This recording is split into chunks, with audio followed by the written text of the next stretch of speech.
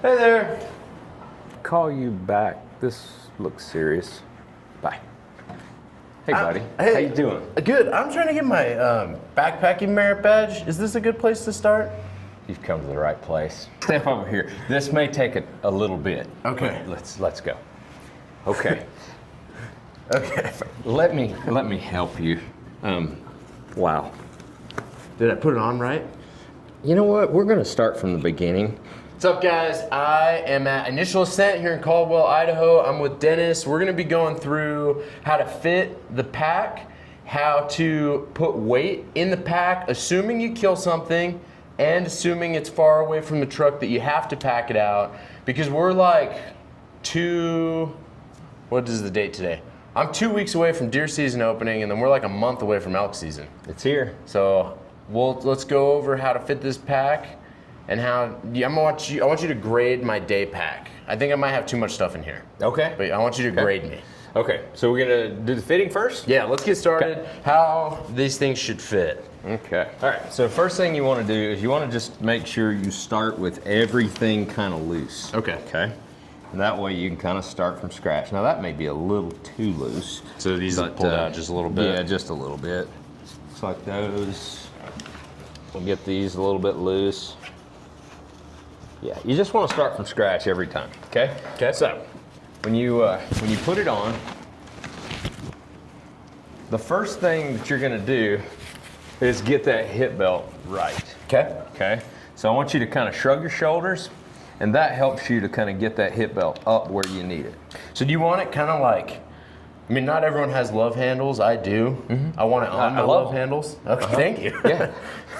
That's kind of where I want it to ride. Yeah, so if you can find your hips. Okay. Mine are buried. Just kidding. No, what I like to do is the points of my hips right there. Okay, yeah. Okay, I like to have those right in the middle, and that's a good starting point. But just whatever feels comfortable for you. Okay. So I kind of like where it's at. So your iliac crest, which is on the side right there. Iliac crest. What does that mean? Yeah. So that's the top of your hip structure, basically.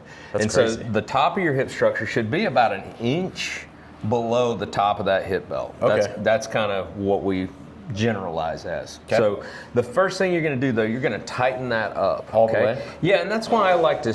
Yeah, there you go. Okay. Now, what you're going to do, because you've got that pretty tight, and you can kind of see your pack's just really not going anywhere. It's just stuck right there in your lumbar. Perfect. Now take your shoulder straps, and then I kind of like to work underneath them. Just kind of like this? Yeah, and you're going to go down and back. There you go. And maybe tight? don't do too tight. Yeah, that's what I was thinking. Yeah, just get it good and snug. Okay. And then your sternum strap's going to be next. So right now you should feel pretty good contact all through here, right? And you should feel it kind of coming around your back there. So that looks good. Now the last thing you're going to do is we're going to take a little bit of pressure off those shoulders. Okay. And so we're going to tighten down those load lifters just a little bit till you feel that load come into your back and stop. It's about right there. Yep. And now I can get 2 fingers, just kind of ease 2 fingers under your shoulder strap right there. And so that tells me that we've got majority of that weight on your hips. Heck yeah. Okay, that's what you want to feel. But then with the load lifters and shoulder straps, there's kind of a marriage there. Okay. You're never going to loosen your hip belt. Yeah. You're always going to keep that good and tight, but there's a marriage between those two.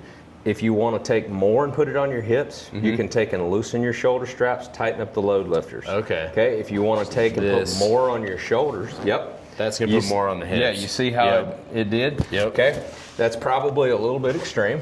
Okay.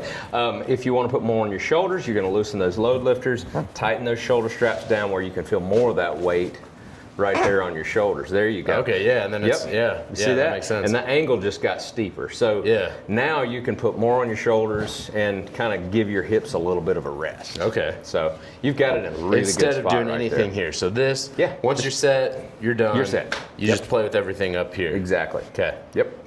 That looks good, That's man. about right. Yeah. I like how now I kind of look like when you open up a can of biscuits. That is the current look that I have. Yeah, that guy? Yes, that is the Pillsbury biscuits. I know what you're talking about. Okay. That was easy. Is it supposed to be that easy? Yeah, it should be that easy. And a good rule of thumb, okay? And this is a great time to do it. Good rule of thumb: when you take it off, you want to do everything opposite of what you did. Okay, so So you'll do your load lifters. Okay. You'll do your sternum strap. You'll loosen your shoulder strap. Loosen your hip belt and unbuckle it. So basically not what I just did and just take it off and dump it. Yeah, exactly. So we're gonna loosen all this up. Yeah, and what that does is that allows you to start from scratch every single time. That makes sense. So run it through it. So it's hip, Shoulder straps. shoulder, load lifter, Yeah, and probably and then sternum. either before or after your shoulder straps. I usually say after I've tightened my shoulder straps, do that sternum strap and you're good. Okay, cool. Yep. Important on that sternum strap to not over tighten it, to pull those shoulder straps up on your chest. Yeah. You don't want to do that too much because that all of a sudden that starts to impede your breathing a little bit. Yep, I've noticed that. And so you want to kind of leave them right there in the pockets of your shoulders, and that's a good spot. So you kind of form a straight line with that and call it good. Okay, yeah, that sounds good. All right, now let's say I've never had this experience actually, because the only things I've ever shot with my bow, I was pretty close to the truck. Oh, and everything else was in an alfalfa field, and I drove up to it. But let's say I do shoot something, and I'm away from the truck. I have to pack it out. Okay. I brought this fake elk quarter. Yes. Oh, yeah. So, So what we're going to do, we'll just we'll lay that pack down like we're going to load that thing in. So I guess before we do that, you'll want to, because you can see you've got this webbing that is over the ears of the frame. I'm just going to take and quickly pop these load lifters out. Yep. Okay. Just pull from the other side. There you go. Now we're going to undo our lid, and then since we have it tightened down, we'll just loosen it up just a little bit. Pull that over. So now that's out of the way. so it just folds over. Yep. And then the easiest thing to do is loosen these right here Okay. and unbuckle your side straps to your bag. And then I'm going to take and I'm just going to pick this up and work it over the ears. Now I've got that. So you got your hydration bladder in there. That's good. Always be hydrated. Then you're going to take your quarter. Didn't realize it was full. It is full. Look at he's not straining, but you're very vascular. Well, thank you. Can you actually, right before we got into this part, you were eating pizza and you look like you're like 6% body fat. How do you do because that? yesterday I didn't eat anything. Okay. Okay, so now we've got our pannier, we've got our and I don't want to let that's probably going to tip we can out. just Let me just put it out here. Okay, so now we've got your pannier. So that pannier is good for keeping this load high. So it's important when you put your quarter in there not to let the load get any lower than the top of that hip belt. Okay. So keeping it just like right in here. Yep, you want to keep it right there. So now we're going to take and you're going to extend these over, and a lot of times I'll cross them. Oh, okay. But like kind of like that. Yep. Oh, but okay. depending on, just kind of depends on the load you have. And then you'll take, actually, if we're going to put your bag back on, all you're going to do is grab the middle one. Okay. Okay. This one right in here. Yep. And the reason being, you've got orange bar tacks on the corners. And on our bag, when I flip the bag back over, I'll show you there's orange bar tacks there. So what we're going to do is we're going to secure this pannier in there. Just as tight as you can get it. Yep. And now that pannier's the load's not going anywhere. Okay. Yeah. It's there. So then you're going to take your bag. You're going to take it back over the top. Now we can take and loosen this just a little bit. Okay. So you can get the bag a little further up there. And then you're going to take your orange to orange. Right there. Okay. Tighten that down. And then we've got the one down on the lower side as well. Tighten that down. Oh, I think I put it on the wrong one. Did I do the wrong one? Where's that? Yeah, that. Oh, yeah. It's right in here. Oh, there it is. Yep. You guys made it too easy. I have a love-hate relationship with those Velcro things. Yeah. Yep, strap those down, just like that. Okay, so now your lid, you can take and just do this. If you want to come over the top, Okay. you can sure do that. And then that's going to help you keep everything tight as well.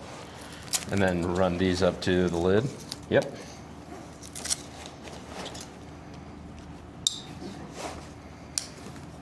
Okay, yep, and then tighten your lid strap right there. Oh yeah, and then that'll hold that quarter in place too. Yep, exactly. So then you just want to make sure, go around and make sure, especially on this bottom here, you want to make sure that you've got it good and secure down there on the bottom. These are good and secure, so that load's not going anywhere. Now, you know, you're going to be on probably sloped ground to where you can crawl up underneath it, but the thing you don't want to forget about are these load lifters. Oh, okay, okay. If you forget about them, you will know it really quickly. Yeah. And these just go straight through. Yep, and so let me show you how to do that. So what I do is, we've got this little flap to keep it from backing out. So I'll put a finger between that tri-glide and that flap and put my thumb on the back side of that, because that straightens that out, and then I just push it through. Just like that, it flattens out on the other side, and there you go. That's awesome, okay. So now, that whole load, I mean lid, bag, everything is ready to go. Yeah. So if you want to crawl in there, you can do that.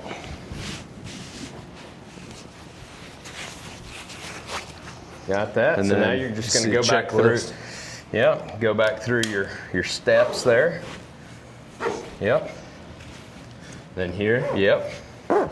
Yep. And again, I kind of like to crawl up underneath it like that, just like you did. And then your sternum strap right here. Yep. And then your load lifters. And then just to where it's snugging on my back, just kind of like that. And when you've got heavy loads in there, I mean, you're going to probably go further than you actually need to go. Okay. But the important thing is just go as far as you can to where that load really feels close to your back and secure. And I think you're set to go. Yeah, and then, like, I mean, obviously this is pretty light for me. Yeah. But for a normal person, this would be pretty. Of course, of course. Yeah, so then we're good. Merit badge. And then I'm ready to go out. That's right, man. Okay. Tell your scout leader, I think you earned it. That was, I'll let him know. He's still in prison. So that was pretty quick. So you're able to get quarters on these things fast. Real quick. Yep.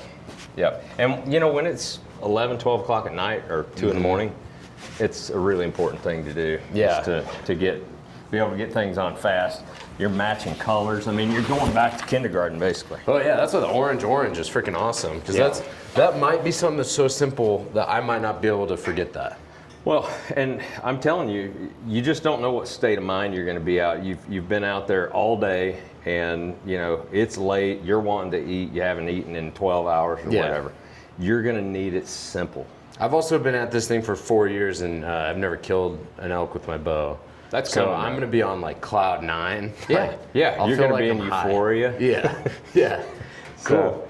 I got my day pack stuff in here. You want to give me a grade on the stuff I got in here? Maybe give us some ideas of some other stuff. Let's flatten this out a little bit. Okay. And let's, just start going through it. Start with the lid. What you got in there? So the lid, this is just this is not everything that I take, but this is like some random stuff that I use a little bit more frequently, or like some small stuff. So gloves. Things you got to get to quick. Typically I have 2. I'm not like Michael Jackson. Yeah. But I only brought 1. 550 cord. This is just always keep this in my pack because I end up using it for stringing stuff up. Wet wipes. Oh, got to keep those handy. I don't use toilet paper in town or on the mountain. I'm only a wet wipe guy. Okay. This is just some other random stuff. I always keep a second Allen set. A lighter. Okay. And then chargers. Okay. You got a couple of them. Yep. I bring 2. Because that way, if you do hit a pocket of service, I can scroll reels, I can watch YouTube. That's right. You during can the middle of the day. Stuff. Yeah. Okay, I get it. So that's so lots of lids, just kind of some random stuff. And then I'm not really a backpack guy. Like I go back every day to a base camp. You do. Yeah. So you're carrying plenty of water with you as you go. I'll run one of these. This this drifter. I like that thing, Man, man. I love this thing. Yep. So these drifters, it's hard plastic, and it's like a medical grade plastic, I guess. So it doesn't make your water taste like plastic at all. And the cool thing about this is it's got a pump. So it pressurizes the tank, which you might think sounds a little gimmicky. That's kind of what I thought at first. I was like, oh, you don't really need that. But when you're walking straight up stuff and you can bite this thing and it just has flow and you're not like, Right. like I love that. And then the other thing too, is do you run one of these? Yeah, I just got one. So Filling it up with water is amazing too, because you don't have to take it out of your pack. You just clip in, this clips off, and then you clip in your hydration or your filter. Yep. And then it just hangs from a tree and it just backfills for you. You just unscrew the pressure here. So it's kind of a gravity flow type system. Yeah. That's really cool, because nothing pains me more than having to reach in my pack. Yep. Down there somewhere, or in my pannier, like where you carry yours, or we have ours underneath the lid if we carry a bladder, and so nothing pains me more than have to take that thing out and fill it and then put it back in. So that's you carry yours like under here? Yeah, we have a little hidden bladder pocket, I like to say, right up under here. Oh. And you can put a 2-liter bladder in there. Now, some people say that they've put that in there. I'm not sure, though. So there's a little bladder. Oh, yeah, because the hose. Yeah. Yep. So works really good up there. Yeah, that's cool. Yeah, I run this back there, but that's a good spot, too. Okay. The other thing I like about this is that you have pressure, so you can wash your hands and stuff with it. Yeah, it's great. Okay, so that's what you're running in your lid. Yep. In this pocket, I just shoved a solar panel. Okay. I've never actually used this thing. Okay. So I don't know if it works or not, but I have this. I've got the same one. I've heard good things, and I haven't used mine either. Okay, well, if I ever need it, then hopefully it works. And then here's just my stuff that I'll carry. And this is like day stuff. This isn't, I'm gonna go be somewhere for 3 or 4 days. This is just, I'm coming back to a base camp. Okay, gotcha. So game bags, and then inside the game bags, this is where I keep my knives. Yep. So I just keep 2 fixed blades with me. I don't like the replaceable ones. Okay. And then I keep one of these. Okay. That way, once I get about halfway done with something, I'll just touch up my knife, and then it seems to stay pretty sharp. Gotcha. I keep some zip ties in there too. Jacket. Okay. I'll usually have one in here because it'll get cold at night when I'm done going back out or during the day. Yep. This might be a little extra, but I keep a towel. I just find that I need this all the time. And it's like one of the microfiber ones, so it doesn't weigh much. Yep. This is what hooks up to that for filtered water. Okay, so you've got your filter handy and everything? Yeah. I mean, typically, yes, but I lost the filter, so I got to try to find it. Okay. But yeah, so this But you just carry it fill with up. you all the time? Yep. Okay. I'll just always carry this bag. And that's your gravity fill bag? Yep. Okay. I'll just tie a little bit of 550 cord up here, and then it'll hang, and then just flow back down. Nice. So nice. Okay. Got that food. So for lunch, I keep a camera with me. Okay. That way, if I find something that looks really good, I'll just leave the camera there. Okay. Last year, that did not work for me. Okay. I did get one calf on camera though. Did you? Yeah. But I keep it in there. A hammock. If I want to take a nap in the middle of the day, I always keep the hammock. And then I've got my lunch stuff so that I can make lunch. And then I also have first aid kit. Okay. It's probably needs to be topped off. Okay. I don't know what's actually in here. I think gauze, a rain poncho. Good. That's always good. Yep. There was a water filter in here, now there's not. So I should find that, and then some super glue. Okay. Nice. What do you think? What am I missing? What do I have too much of? So I think, and this is just, my opinion, but I like to put things that you're gonna get to, or you're gonna need to get to fast in my lid. Okay. So this is gonna be one thing I want in my lid. Okay. I would also suggest adding a tourniquet to this kit as well. So put that in your lid. Your water filtration, make sure you put that in your lid as well. Okay. I liked how you had your kill kit down in your pack. You're not going to need it, I think I might. No, I mean this year I think I might need it. You're not going to need it quickly. Right. So you can put that down in your pack. It actually doesn't weigh anything, and so just having it down there in the bottom somewhere is great. Yeah. Okay. The cameras, I probably wouldn't do that because it's a whole lot of extra weight. What? Oh, like keeping a camera? Okay. But I mean, if you carry them in there for a day thinking that maybe you'll find a water hole or something like that, that's a great thing to have. Put it up, and then when you come back in days after that, then you can check that out. I love your cook kit. You have your spoon? It's in my car. I just found it though. Okay. Yeah. Okay. I always carry 2 spoons because I'm always forgetting one. Yeah. That makes sense. I've had to whittle branches and everything, and I've done that for the week. And actually, one time, I actually found a fork in an old cowboy camp. Oh, really? You know, yeah. And I disinfected that thing real good. Yeah. But then when I was done after that week, I went back and I placed it back there again. Okay. Because maybe somebody would be like me and need it. So that's cool. Yeah. So anyway, your jacket, I probably would suggest maybe putting it in the stretch pocket. Oh, okay. Okay. So it's real handy for you. Yeah. That's what I do with mine. Okay. And then the other thing I would say is just because I think you've got basically everything that you might need. Maybe a tarp. Okay. Just in case a quick shower comes over, or early season when you're needing a quick shade. Yeah. That usually comes in handy. Rain cover, might be something just to stuff in there and forget about until you need it. Okay. Right? Yeah. But other than that, I mean, it seems like you've got pretty much everything you need. Anything else? You've got your 550 cord. That's always good to have. Maybe some tape. Like some Gorilla tape or something. I have like a roll of like athletic tape. You do? Is that good. But taking and putting. Do you carry trekking poles? Oh yeah, I do. I have one right here. I couldn't find the other one today. Okay. But, typically I would run 2. Yeah, exactly. It's better to have one, than none. But I would take and wrap about 10 feet of electrical tape, and then maybe even some what's that stuff to treat your blisters and stuff like that? Tape? Leukotape. I run Leukotape and electrical tape on my trekking poles. Genius, and just wrap it around the trekking pole. That way you don't have to carry the whole rope. Mm-hmm. That's genius. Okay. So little tech tip there. That's what I've been doing for years. Man, other than that, man, I think you're dialed in. You may carry an extra release. Okay. You can always depend on that extra release. Yeah.